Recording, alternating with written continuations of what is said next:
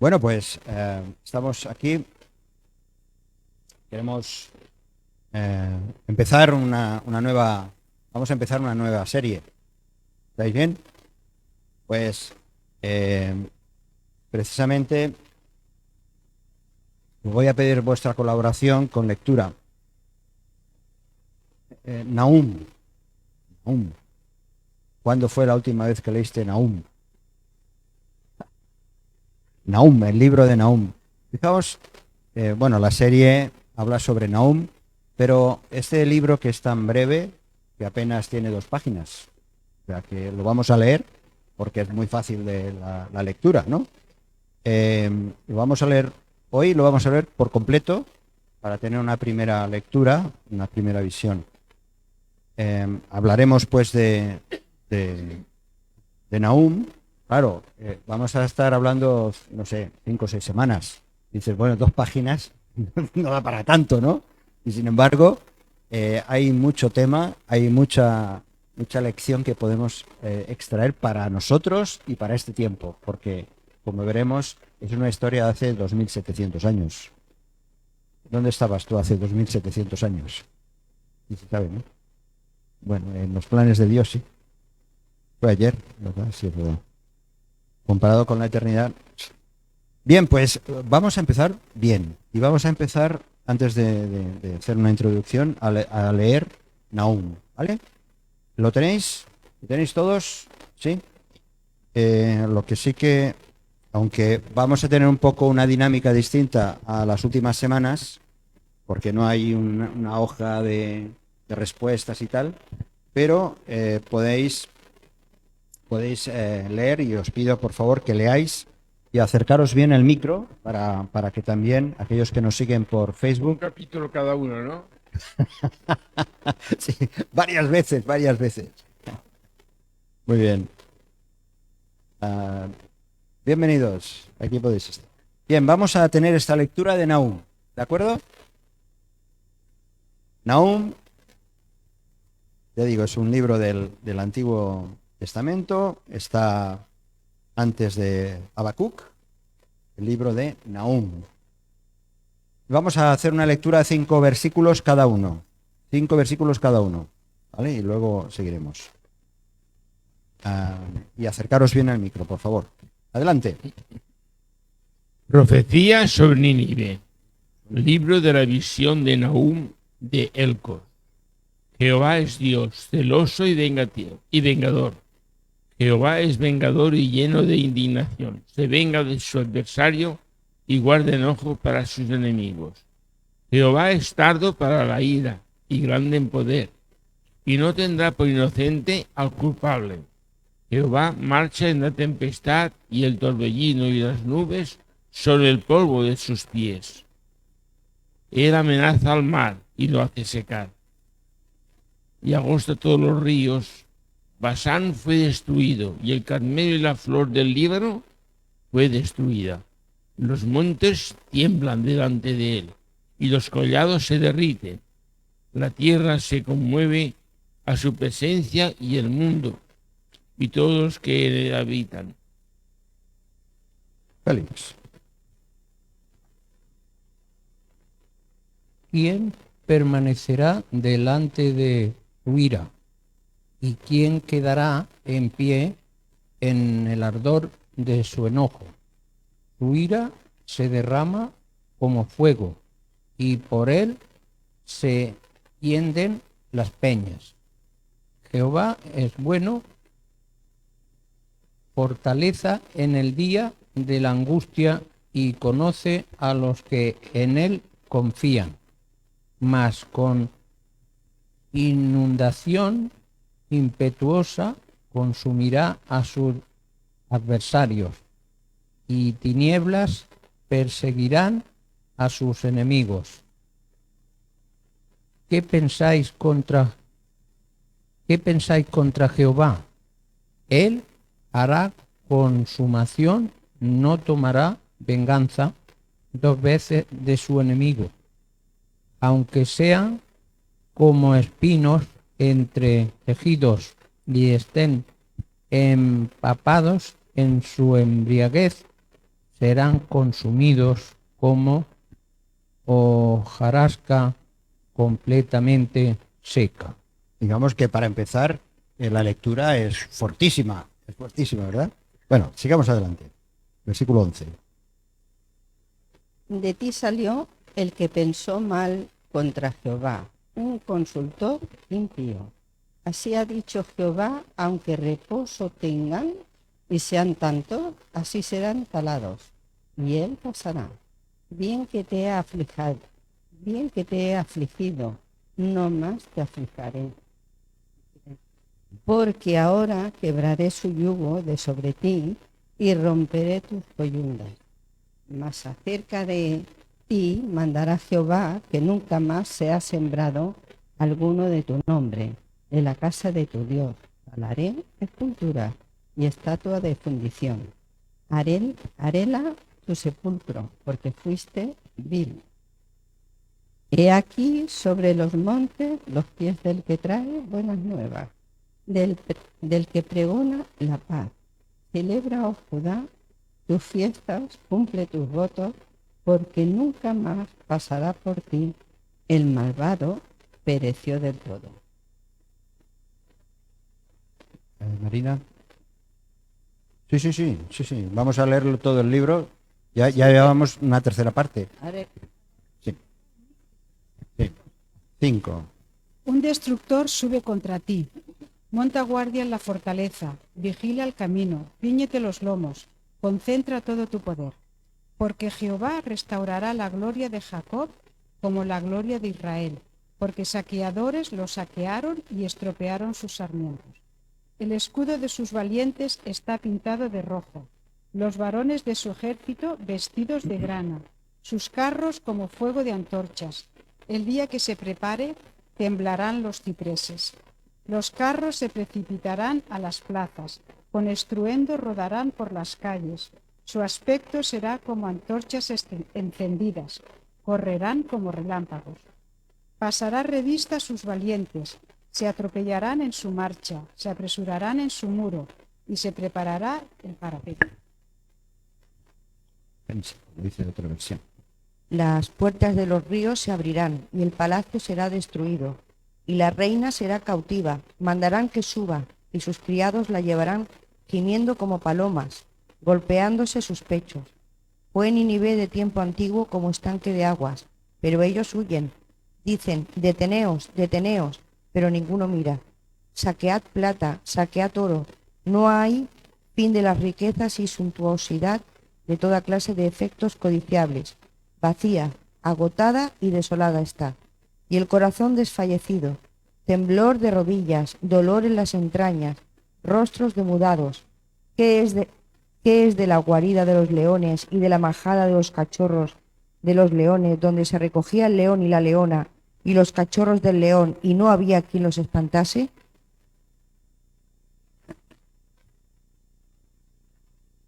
El 12. Todo esto os puede parecer a chino, si no sabéis de qué va, ¿no? Pero iremos viendo cómo todo eso tiene una explicación. Bueno, a lo mejor hay alguno de vosotros que sabe chino. No sé. Todos saben chino, ¿no?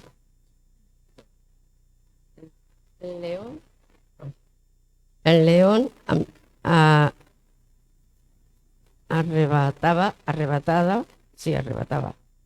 en abundancia para sus cachorros y abogaba para sus leonas y llenaba de presa sus cavernas y de todo y de robo sus guaridas.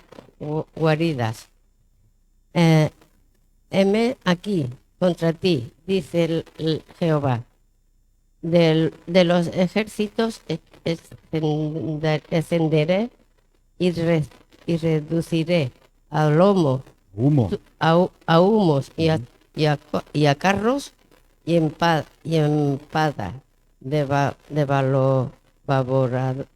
devorará tus leoncillos y contaré de la tierra tu robo y nunca más se oirá la voz de sus mensajeros ahí de ti.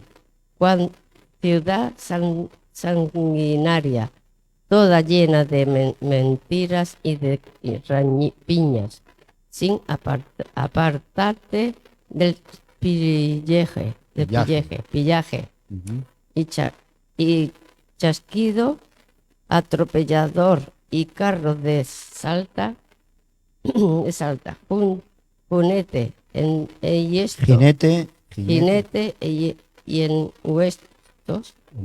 Es que son palabras complicadas. Y resplandor de espada y resplandor de lanzas y multitud de momento y multitud de muertos y multitud de cadáveres, cadáveres sin fin, y en sus cadáveres tropezarán. Muy bien, ahora continúa Roger. ¿Permites? Pero muy bien, Rosario. Aquí lee todo el mundo. Venga. El 4. A causa de la multitud de las fornicaciones de la ramera de hermosa gracia, maestra de hechizos, que seduce a las naciones con sus fornicaciones y a los pueblos con sus hechizos. Heme aquí contra ti, dice Jehová de los ejércitos, y descubriré tus faldas en tu rostro, y mostraré a las naciones tu desnudez, y a los reinos tu vergüenza. Y echaré sobre tu inmundicia, y te afrentaré, y te pondré como estiércol. Todos los que te vienen se apartarán de ti, dirán: Nínive es asolada, ¿quién se compadecerá de ella? ¿Dónde te buscaré consoladores? ¿Eres tú mejor que Tebas, que estabas sentada junto al Nilo, rodeada de aguas cuyo baluarte era el mar y aguas por muro? Etiopía era su fortaleza, también Egipto, y eso sin límite. Put y Libia fueron sus ayudadores. Bien, ahora Félix, vamos bien. 10. Sin embargo, ella fue llevada en cautiverio también. Sus pequeños fueron estrellados en las encrucijadas de todas las calles, y sobre sus varones echaron suertes, y todos sus grandes fueron aprisionados con grillos. Tú también serás embriagada y serás encerrada. Tú también buscarás refugio a causa del enemigo. Todas tus fortalezas serán cual higueras con brevas, que si las sacuden caen en la boca del que las ha de comer. He aquí, tu pueblo será como mujeres en medio de ti. Las puertas de tu tierra se abrirán de par en par a tus enemigos. Fuego consumirá tus cerrojos. Provéete de agua para el asedio. Refuerza tus fortalezas. Entra en lodo, pisa el barro, refuerza el horno. Muy bien. Ahora acaba Ángeles, por favor. Eso de estar en primera línea, pica a todos, ¿eh? Allí te consumirá el fuego, te talará la espada, te devorará como pulgón. Multiplícate como langosta, multiplícate como langosta. Multiplícate tus mercaderes más que las estrellas del cielo. El pulgón... Es multiplicaste. ¿A dónde? En el 16, multiplicaste tus mercaderes. No, pues pone aquí multiplícate. Bueno, pues Sí. esa versión En el 16 es multiplicaste. Ahí sí. Tus mercaderes más que las estrellas del cielo. El pulgón hizo presa y voló. Tus príncipes serán como langostas, y tú y tus grandes como langostas. eh, de langostas que se sientan en vallados en día de frío. Salido el sol, se muda y no se conoce el lugar donde estuvieron. Durmieron tus pastores, oh rey de Asiria, reposaron tus valientes, tu pueblo se derramó por los montes y no hay quien lo junte. No hay cura para tu quebradura, tu herida se encrudeció. Todos los que oyeren tu fama batirán las manos sobre ti, porque sobre quién no pasó continuamente tu malicia. Uf. Menudo texto, ¿verdad? Son de esos, dices, esto no lo voy a leer porque es que me da mal cuerpo, ¿no? Me pone mal cuerpo. Bueno, vamos a ver, porque precisamente es un mensaje de esperanza. No sé si os habéis fijado, los que estáis aquí y aquellos desde la distancia que puedan seguir, claro, aquí no se ve muy bien,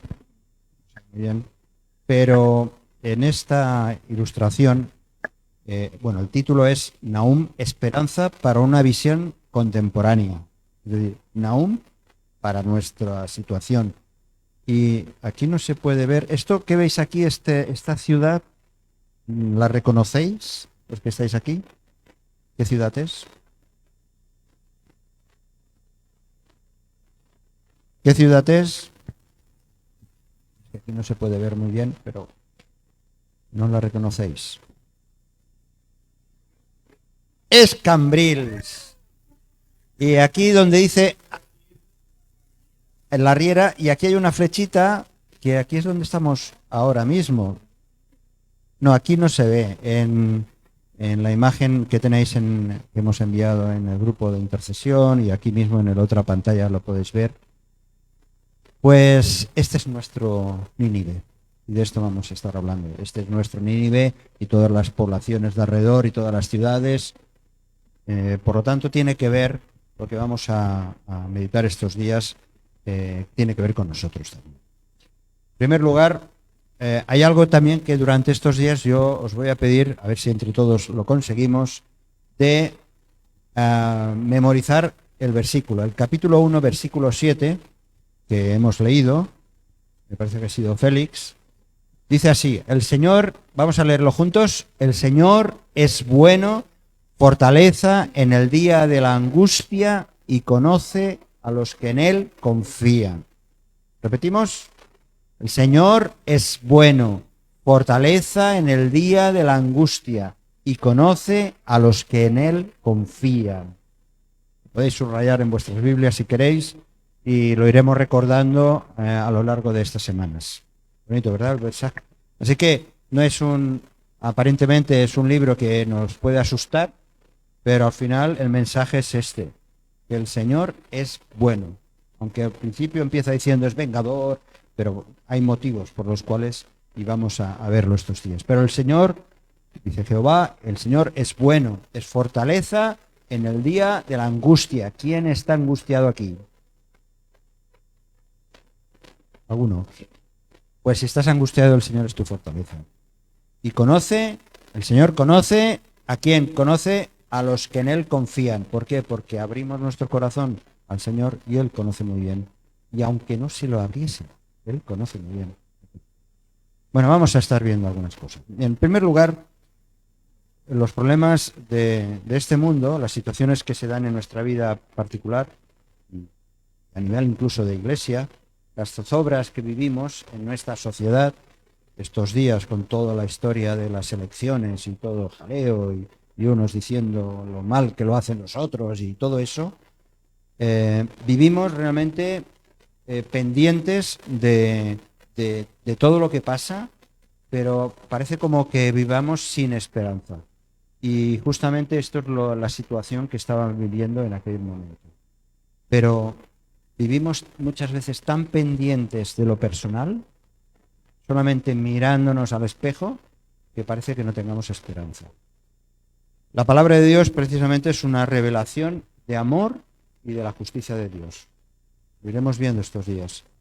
Por eso acudimos a ella, por eso acudimos a la palabra, porque el pensamiento del Señor, el pensamiento soberano, precisamente es para que contemplemos su gracia en medio de todas las dificultades para que contemplemos su gracia y su misericordia, y eso nos puede impregnar en nuestra vida. Si no contemplamos la gracia y la misericordia de Dios, no nos dejaremos impregnar, no nos dejaremos empapar por el Señor.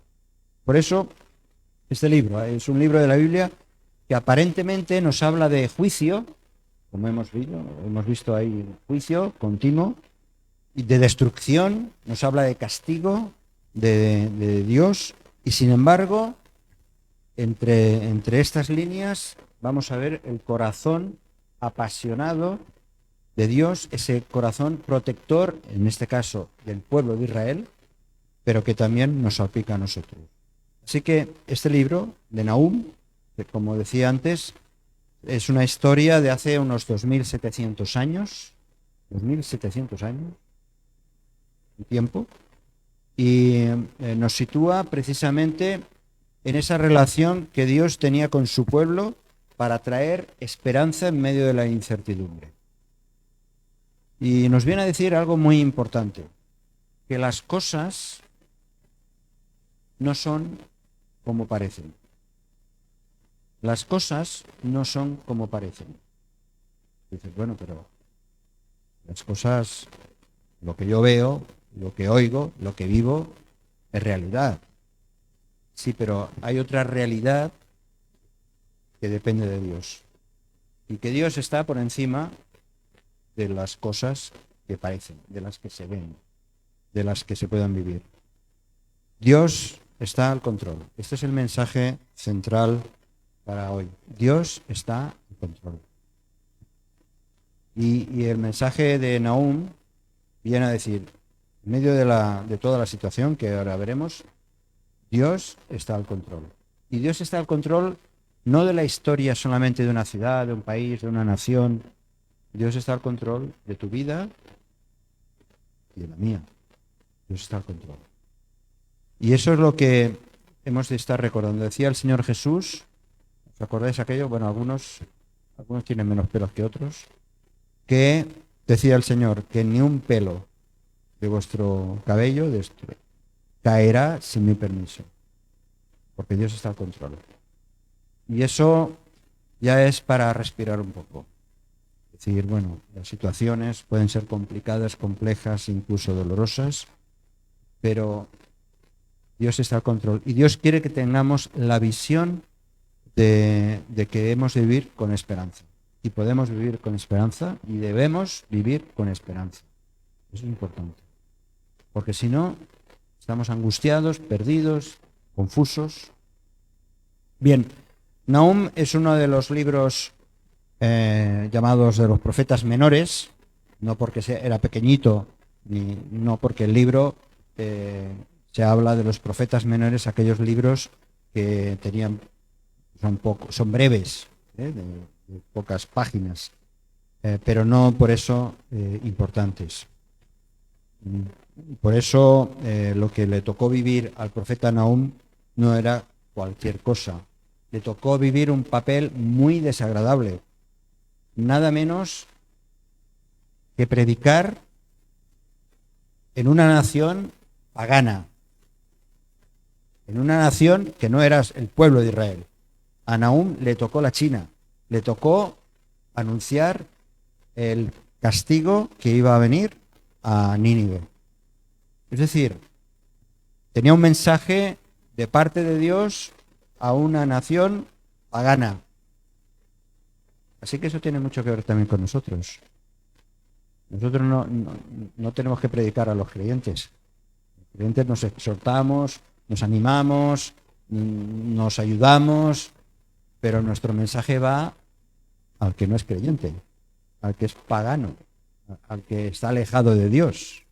Así que la situación no es tan distinta a la nuestra.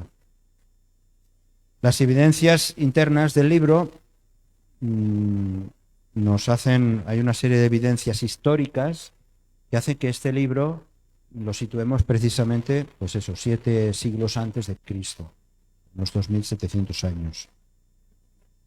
Habla hemos leído, ¿verdad? En el capítulo 3, versículo 8, dice, ¿eres tú mejor que Tebas, Tebas era una capital de Egipto. O sea que, y habla de esa caída, y se sitúa esa caída como siete siglos antes de Cristo, en el 661.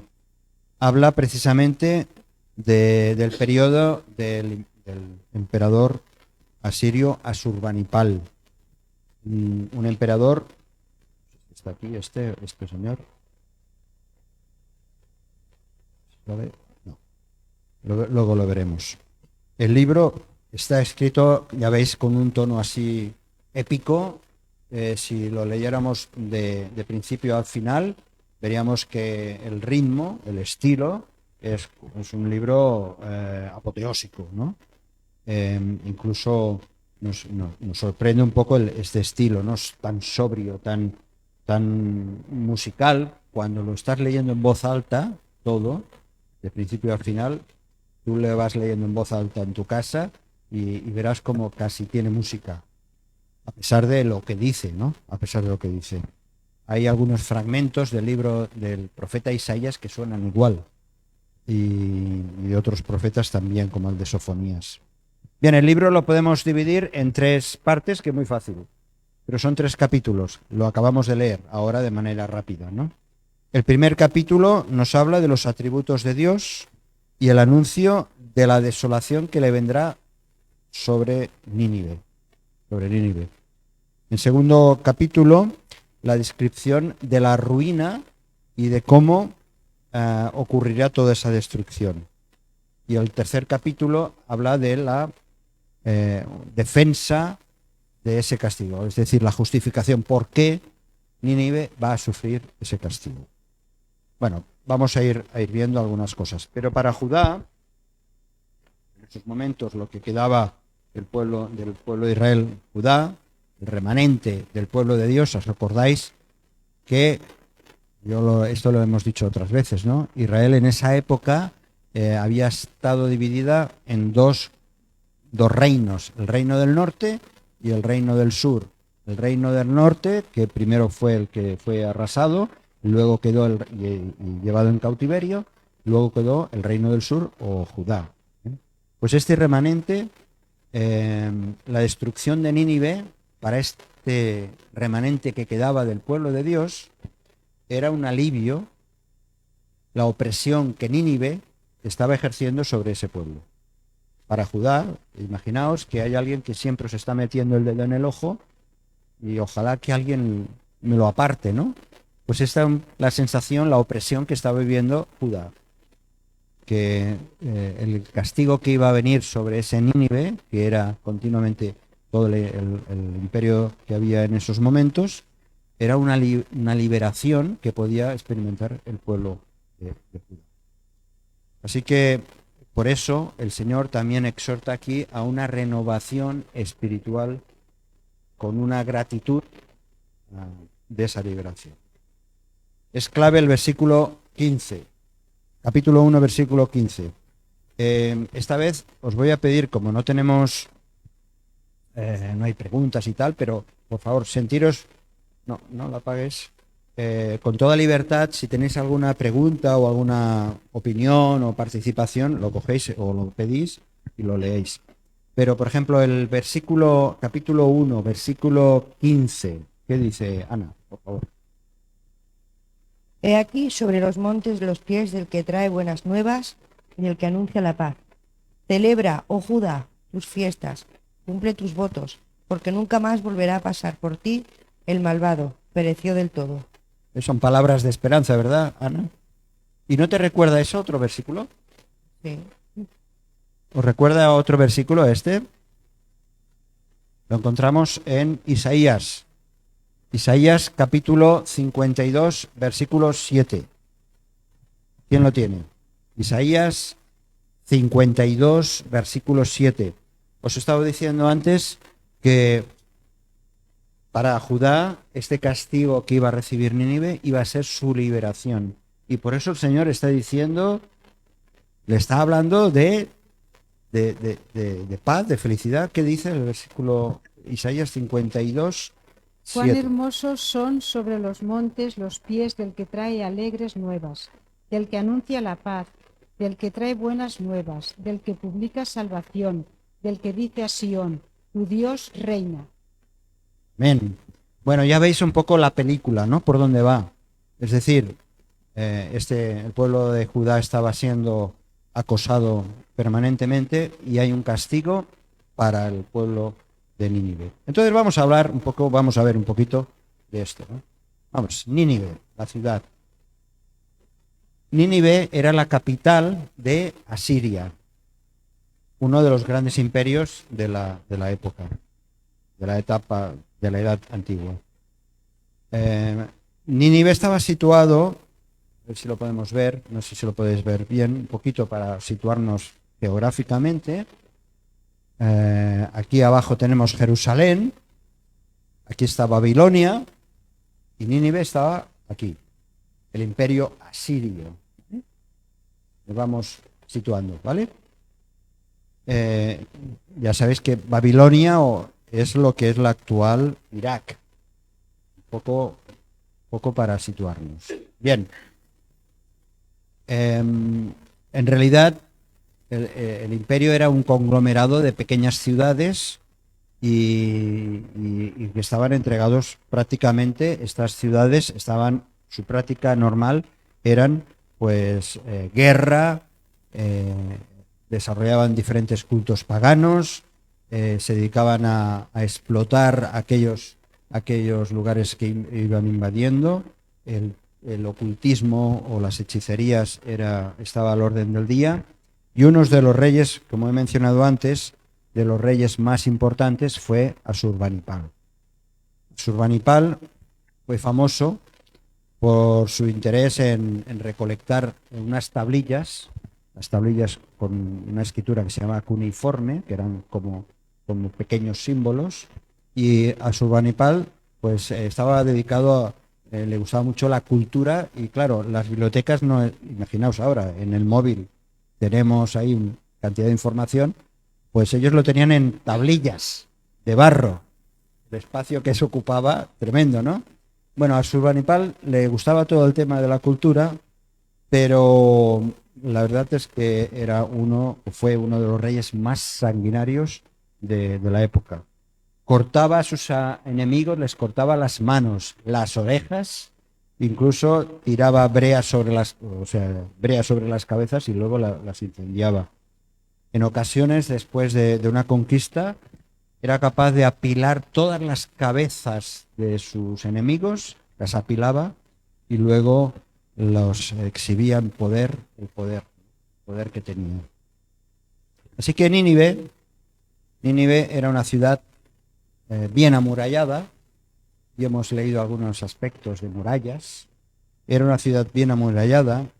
Se dice que por sus murallas de más de 25 metros de ancho, 25 metros de ancho, ¿cuánto será esto? Quizá todo esto, 25 metros, pues, sí, pues 25 metros, imaginaos lo ancho que eran las murallas para que pudieran correr por ellas los carros. Y así que estamos hablando de un amurallado tremendo, una fortaleza aparentemente inexpugnable. Tenía delante un gran foso de 50 metros que recorría los 30 kilómetros que era el perímetro de Nínive. Así que ellos, imaginaos, ellos podían sentirse seguros de que ningún enemigo les podría destruir. Se sentían seguros de su poder bélico, se sentían seguros también en esa brutalidad comercial que tenían porque tenían todo el poder, eran orgullosos con la rapiña que podían conseguir, pero eso no fue suficiente para el Señor. Sus fortificaciones serían aplastadas, porque lo hemos leído en la promesa de Dios de que iban a ser aplastadas esas fortificaciones bajo el peso del enemigo. Nínive tenía una forma como de eje, de donde salían caminos en todas las direcciones, y a lo largo de esos caminos se encontraban numerosas torres, guarniciones, pequeños destacamentos, donde ahí se hacían fuerte. El profeta, que lo hemos leído, anunció la caída inminente de estas defensas. Y eso lo hemos leído en el capítulo 3, versículo 12. Dice, todas tus fortalezas... No te oigo. Todas tus fortalezas serán cual higueras con brevas, que si las sacuden caen en la boca del que las ha de comer. Fijaos qué manera poética de decir todas las fortalezas, todo lo que estoy diciendo, ¿no? Porque era, ya digo, no solamente era el amurallado, sino también los caminos que llegaban allá, habían fortalezas, y de todo eso van a caer como las brevas, ¿no? Como los higos, van a caer, y así ocurrió. El versículo 13 lo compara a una mujer. Versículo 13, ¿lo puedes leer? Por favor. 3:13. He aquí tu pueblo será como mujeres en medio de ti. Las puertas de tu tierra se abrirán de par en par a tus enemigos. Fuego consumirán tus barras. Así es. Puedes dejarlo ahí, por favor. Bien. ¿Acaso eso era Nínive? Pero ¿acaso nosotros, a cierto punto, no nos sentimos seguros en nuestra propia ciudad, dentro de las murallas de nuestro estilo de vida, como aquellos? Nos sentimos, hay problemas, hay situaciones, pero bueno, hay seguridad. No, imaginaos ahora que estamos viviendo, llevamos ya 1 año y pico, ¿no?, con todo el tema de la guerra de Ucrania. Hay otras guerras que ni nos enteramos, ni hablan de ellas, pero qué poco seguros se sienten ahora, ¿no?, con los bombardeos y terrible, ¿no? Nosotros nos podemos sentir seguros, pero nos puede ocurrir que en medio de nuestra seguridad también hay cosas que nos pueden perturbar.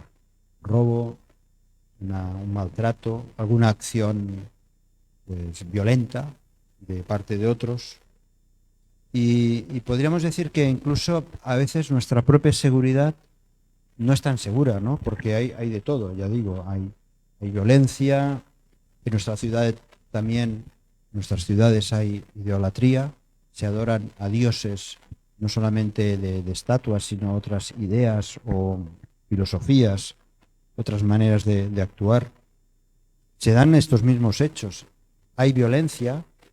Muchas veces tú vas conduciendo y te encuentras con alguien que enseguida se pone histérico porque a lo mejor te has adelantado un poco en el ceda al paso o te ha adelantado de una manera violenta, ¿no? ¿Cuántas veces en la vida cotidiana vemos que hay violencia?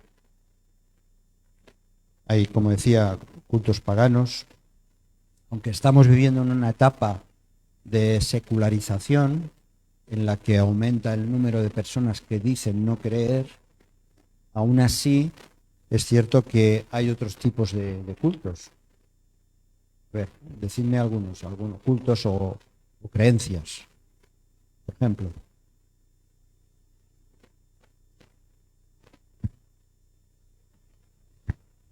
Por ejemplo, sí, la gente. Hay religiones como Testigos de Jehová, otro tipo de creencias que no son religiones, por ejemplo. ¿Sí?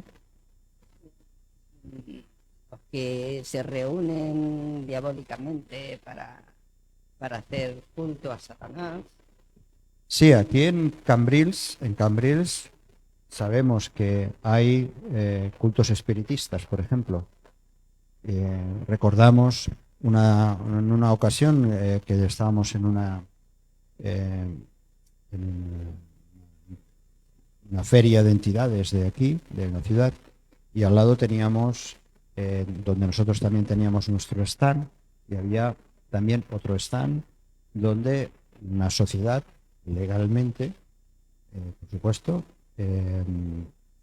estaba presentando el Evangelio del espiritismo, y estaban allá, hacían su labor, pero no solamente es eso, sino también sabemos otras actividades oscuras y ocultas que se celebran, ¿no?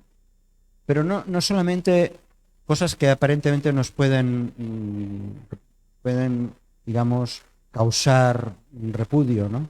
A veces hay otro tipo de filosofía, es la filosofía del bienestar, hay que estar bien, hay que cuidarse. Y hay gente que su obsesión es, como aquí vemos tantas veces, ¿no? Ir en la bicicleta, o que no está mal, ¿no? Pero solamente están pensando en eso, en un tipo de alimentación, en un tipo de deporte. Hay tantas ideas que la gente lo asume como su estilo de vida principal, ¿verdad? También es cierto que hay otro tipo de explotaciones, como si había antes en Nínive, ¿cómo no va a haber aquí, no? De explotación, hay un espíritu, es cierto que también hay un espíritu creciente de solidaridad, porque hay organizaciones, ONGs o actividades solidarias, pero por otro lado es cierto que también vemos como continuamente hay una lucha entre estos dos mundos, ¿no? El explotado y el explotador. Se paga fatal, se paga muy mal, yo qué sé, ahora mismo por eso faltan tantos camareros, ¿no? O personas en hostelería, porque es que se paga un montón de horas y se paga muy mal. Cosas así las estamos viendo que también hay en nuestra sociedad tan progresiva y económicamente aparentemente tan buena, ¿no? Y también, como decíamos, hay supersticiones que gente que practica. Entre los más jóvenes y entre los adultos aumentan las supersticiones, el empleo de amuletos, el uso de piedras de la suerte, todo lo que son adivinación, el empleo del tarot, la ouija, todos esos que no deja de ser un regreso a tiempos precristianos. Pero ya lo decía Pablo, y os pido aquí una lectura en Romanos capítulo 1, versículo 18 al 32. Pablo ya lo describe 700 años más tarde de esta historia, en la epístola a los Romanos, capítulo 1, hace una descripción, no lo vamos a leer todo, pero por lo menos tengamos unos primeros versículos. Hace una descripción del capítulo 1, versículos del 18 en adelante. Vamos a leer algunos versículos, por favor, si podéis coger. ¿Lo leo? Sí, vamos a leer 3 versículos cada uno. Porque manifiesta es la ira de Dios del cielo contra toda impiedad e injusticia de los hombres, que detienen la verdad con injusticia, porque lo que de Dios se conoce, a ellos es manifiesto, porque Dios se lo manifestó, porque las cosas invisibles de Él, su eterna potencia y divinidad, se echan de ver desde la creación del mundo, siendo entendidas por las cosas que son hechas, de modo que son inexcusables. Versículo 21, ¿puedes leer, por favor? Pues habiendo conocido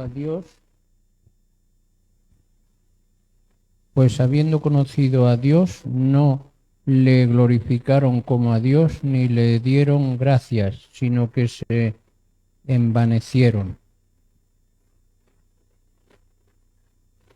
en sus razonamientos y su necio corazón fue entenebrecido. Profesando ser sabios, se hicieron necios. Y cambiaron la gloria de Dios incorruptible en semejanza de imagen de hombre corruptible, de aves, de cuadrúpedos y de reptiles. El 24 y 25, por favor. Entonces, 24 y 25. Por lo cual también Dios los entregó la inmundicia en la concupiscencia de sus corazones, de modo que deshonraron entre sí sus propios cuerpos, ya que cambiaron la verdad de Dios por la mentira, honrando y dando culto a las criaturas antes que al Creador, el cual es bendito por los siglos. Amén. Amén. Y así sigue hablando Pablo de la situación de la humanidad y que es una historia que se ha ido repitiendo. Eso está ocurriendo dentro de nuestras propias murallas, por así entenderlo. Dentro de nuestras propias murallas ocurre lo mismo que ocurría hace 2700 años como a lo largo de la historia de la humanidad. Eso está ocurriendo. Ahora, si no miramos bajo esta perspectiva nuestra ciudad o nuestras ciudades o donde vivimos, no tendremos, si no lo miramos así, no tendremos una visión certera del plan de Dios y de lo que Dios, cómo está contemplando esta situación. Esa misma visión que Jesús tenía cuando el Señor Jesús estaba en Jerusalén. Dice que allá subió al monte, ¿no? Y desde el Monte de los Olivos, desde su espacio de oración, desde su lugar de oración, Jesús podía ver lo que pasaba detrás de las murallas de Jerusalén. Gentes que también vivían por su cuenta, que no estaban teniendo en cuenta a Dios. Un poco, esta es la idea de estos días que vamos a estar. Que tengamos la mirada puesta en lo que ocurre detrás de las murallas de nuestra ciudad, de nuestro entorno, de donde vivimos. Por eso es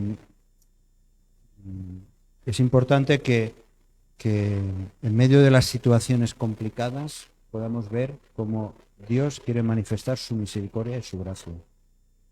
Cuando hablamos de Nínive, a lo mejor os acordáis de una historia de Jonás. ¿Es la misma ciudad?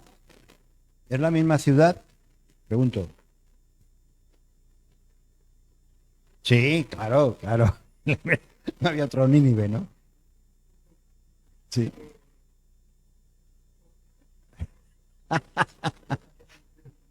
Vale. Jonás hubiera disfrutado más Sí. en el tiempo de Nahum, porque él lo que quería que el Señor atacara a Nínive, porque ya es lo que estaba esperando. Claro. Si es que se lo merecen, ¿no? Si es que no se merecen. Sí. Tienes razón. Bueno, es cierto, y eso ocurrió. En realidad, la historia de Jonás ocurrió 100 años antes de esto, de Nahum. Vivió unos 100 años antes de Nahum. Jonás pisó aquella ciudad, esa ciudad que estamos describiendo. Jonás finalmente la pisó. Ya sabéis que la historia él tuvo que enfrentarse de una manera directa, Jonás, a esta ciudad o al estilo de vida y a toda la barbaridad que había dentro de esas murallas. Ahora, su mensaje, el mensaje de Jonás, el que fue finalmente, fue un mensaje de arrepentimiento.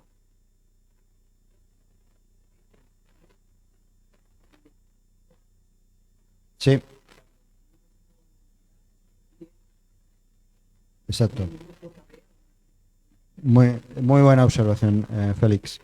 Dios envía a Jonás a Nínive para advertirles de la maldad, pero Jonás, ya sabéis la historia, que coge el barco en dirección contraria, en dirección a Tarsis, que era España, que sería España siglos después. Y ahí, claro, es que sabía cómo era Nínive.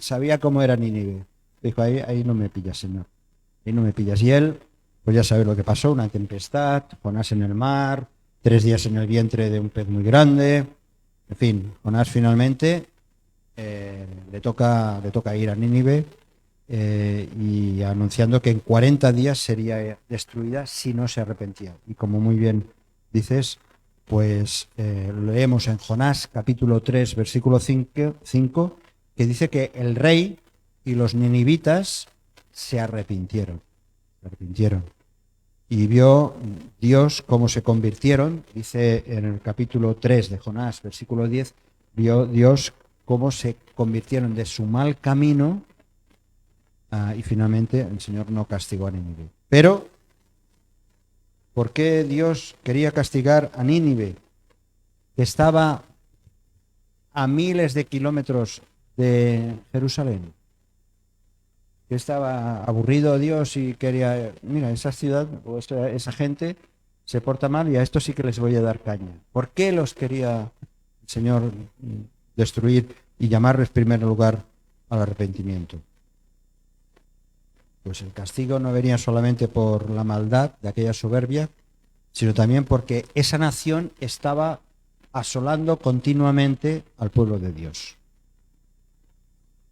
Y aquel anuncio de castigo y de arrepentimiento es muestra más notable de que la voluntad de Dios es que los hombres vuelvan su rostro a Él, porque es la única manera de que hayan cambios. Por eso se dice que el libro de Jonás, dice que es el más evangelístico de toda la Biblia, el libro de Jonás, porque es un llamado al arrepentimiento, que en definitiva el mensaje primero de Jesús, ¿cuál era? Empezó el Evangelio, empiezan así, el Señor Jesús empezó dando el caño diciendo, tenéis que arrepentiros. Y el Señor, de alguna manera, para defender a su pueblo, mandó a Jonás para que se arrepintiera Nínive. Para que la gracia, la misericordia de Dios estaba dispuesta. Por eso el mensaje del arrepentimiento, para que se arrepintieran. Y lo hicieron así, pero al final, muy bien. Y esto, que es lo que hemos estado hablando estos días pasados acerca de la familia, ¿no? Que las generaciones van cambiando y cada uno somos responsables de nuestra propia generación. Y ese es el mensaje permanente que se debe trasladar. Quizá nosotros nos hemos acostumbrado a ver nuestras ciudades, pues, sumergidas en valores opuestos a los de Dios, y nos olvidamos que hay un mensaje de parte de Dios para Cambrils, para Alcover o Alforja o cualquier pueblo.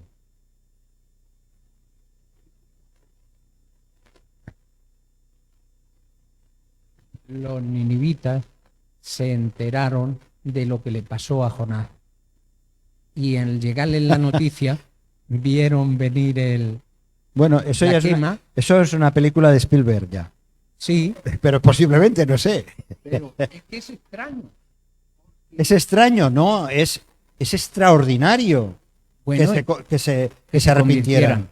Sí, visto la Es idolatría, sobrenatural. la idolatría, la forma de administrarse y cómo vivían, pues bueno, ellos tenían su forma, que era bastante complicada, bueno, de alguna forma en otra dirección de lo que el Señor estaba llamando. sí. Aparte, pues intervinieron a Israel y ahí entre los del norte y los del sur, las dificultades que nunca faltaban y esas luchas permanentes, ahí se iba dando todo, el Señor iba marcando las pautas Ujú. y entre los tiempos se iba cumpliendo todo. Sí. Pero lo cierto fue que cuando de alguna forma, en principio, se les predicó por Jonás, se arrepintieron y de alguna forma cambiaron y luego ¿Cambiaron? al tiempo necesario ya habían vuelto otra vez atrás. Sí, sí. Bueno, esa fue la realidad. Por eso Dios, cuando antes tuvo piedad de Nínive, porque hubo arrepentimiento de toda la ciudad, luego eso, 100 años después, cambió.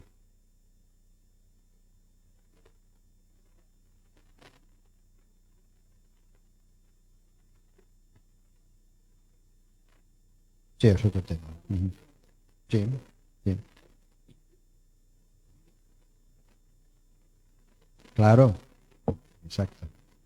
Pues eso, pasaron más de 100 años, ahora volvemos a Nahum, a los tiempos de Nahum, y acabamos ya. Y aquellos padres que temieron a Dios, que se arrepintieron de sus pecados, pues parece ser que no enseñaron a sus hijos, o sus hijos no quisieron temer a Dios y volvieron a ser peores que los padres. Importante, cada generación, como decíamos, ¿os acordáis el texto aquel que decíamos de Deuteronomio? Cada generación será juzgada según su propia responsabilidad. Nuestros hijos, por mucho que queramos ponerlos en una burbuja, ellos deciden, nuestros nietos son los que toman sus decisiones, pero aún así tenemos la responsabilidad de enseñar, de transmitir como adultos a aquellos que nos siguen, de transmitir valores, los valores cristianos, decir claramente, con un estilo de vida, en primer lugar, y con las palabras, cuál es el plan de Dios. Y enseñarles que Dios es un Dios de amor, pero también es un Dios de juicio. Dios es un amor de juicio y de justicia. Quiera el Señor que, cuando miramos en este caso, esto sí que lo reconocemos más, ¿no? Cuando lo vemos, quiera el Señor que en nuestra fidelidad al mensaje y en ese estilo de vida que hemos de llevar, sea el mismo que, por ejemplo, experimentaron Pablo y Bernabé. Con esto vamos a acabar. Hay una historia en Hechos de los Apóstoles, hablando de murallas, de límites de ciudad, de predicación del Evangelio. Pablo, ya sabéis que Pablo iba a muchos lugares paganos o gentiles, no judíos, y hablando del Evangelio. Y unas veces era bien recibido y otras veces era apaleado, ¿no?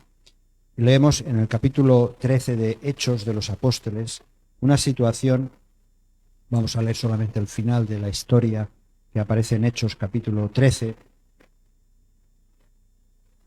como hay una ciudad, Pisidia, que tiene interés, que escucha, que reacciona, pero luego vemos reacciones adversas. Capítulo 13 de Hechos, versículos 38 al 44. ¿Puedes leer, Ana, por favor? Hechos, capítulo 13, versículos 38 al 44.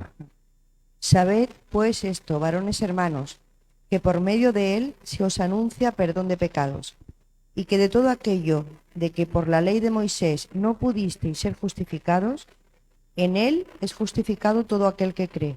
Mirad, pues, que no venga sobre vosotros lo que está dicho en los profetas. Mirad, oh menospreciadores, y asombraos y desapareced, porque yo hago una obra en vuestros días, obra que no creeréis si alguien os la contare. Cuando salieron ellos de la sinagoga de los judíos, los gentiles le rogaron que el siguiente día de reposo les hablasen de estas cosas. Y despedida la congregación, muchos de los judíos y de los prosélitos piadosos siguieron a Pablo y a Bernabé, quienes hablándoles les persuadían a que perseverasen en la gracia de Dios. El siguiente día de reposo se juntó casi toda la ciudad para oír la palabra de Dios. Me llama mucho la atención que aquí en Lucas, el autor de Hechos, lo resalta, dice, y se juntó casi toda la ciudad. Pone este detalle, ¿no? Casi toda la ciudad. Lo cual es un pequeño detalle que habla de la fidelidad de Lucas a la hora de escribir estos hechos. Pero fijaos lo que pasa, dice que hay una respuesta, ¿verdad? Hay una predicación tanto a judíos como a gentiles y gente que tiene ganas de responder a de esa predicación de la palabra de Dios. Querían oír la palabra de Dios. Pero fijaos lo que dice en los versículos del 48 al 52. ¿Lo lees, Marina, por favor? 48 al 52. Los gentiles, oyendo esto, se regocijaban y glorificaban la palabra del Señor, y creyeron todos cuantos estaban destinados a vida eterna. Y la palabra del Señor se difundía por toda aquella región. Pero los judíos instigaron a muchas mujeres piadosas y distinguidas y a los principales de la ciudad y provocaron una persecución contra Pablo y Bernabé, y los expulsaron de sus confines. Entonces ellos, sacudiendo contra ellos el polvo de sus pies, llegaron a Iconio, y los discípulos estaban llenos del gozo y del Espíritu Santo. Es decir, dentro de la ciudad había gente que estaba dispuesta a escuchar y muchos aceptaron el Evangelio y lo aceptaron con gozo. Pero estaban los judíos, los no cristianos, los que tendrían que haber aceptado el mensaje del Mesías lo estaban rechazando, y dice que los llevaron, dice, fuera, los expulsaron de sus límites, de sus murallas, ¿no? de la parte de la ciudad en definitiva, ¿no? El Evangelio tiene que ser predicado dentro y fuera de las murallas. Tiene que ser predicado en todas partes. Y no importa si hay aceptación o no aceptación. Es posible que haya rechazo, y lo hay. No es posible, no, seguro que lo hay. Y por lo tanto, en nosotros lo único que nos toca es predicar el Evangelio, tanto dentro como fuera. Nínive es una ciudad, iremos hablando de más detalles y más, sobre todo de conceptos fundamentales de la persona de Dios y de cómo Dios actúa en esta situación de Nahum, como se describe en el libro de Nahum. Así que ya tengamos por lo menos esta visión. Hay una ciudad, nuestra ciudad, donde el Señor nos ha puesto, donde estamos viviendo, es nuestro lugar de testimonio, y no importa lo que ocurra dentro de las murallas, el mensaje es un mensaje de gracia, de misericordia, pero también de declaración de la justicia de Dios, ¿no? Que el Señor nos ayude, que esto así, y por eso ahora cuando oremos, pues oremos por esa respuesta tanto en los evangelios, en el testimonio que estamos dando, en las acciones que hacemos también como iglesia y en nuestro testimonio personal sobre todo. Así que vamos a parar aquí y vamos a tener nuestro tiempo de intercesión y decirle a aquellos que nos siguen desde la distancia, animarles al versículo. Vamos a ver el versículo un momento, voy a echar marcha atrás. El versículo principal, voy para atrás, esto va... ¿Dónde está? La cita la sabéis ya aquí, ¿verdad? 1:7. Viendo...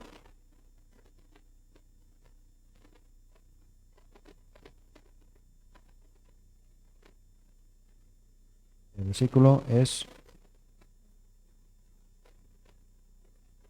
este. ¿Lo leemos todos juntos?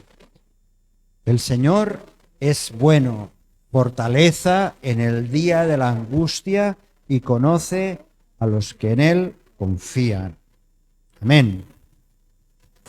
Si este mensaje te ha bendecido o te ha ayudado en algo, puedes suscribirte a nuestro canal de YouTube.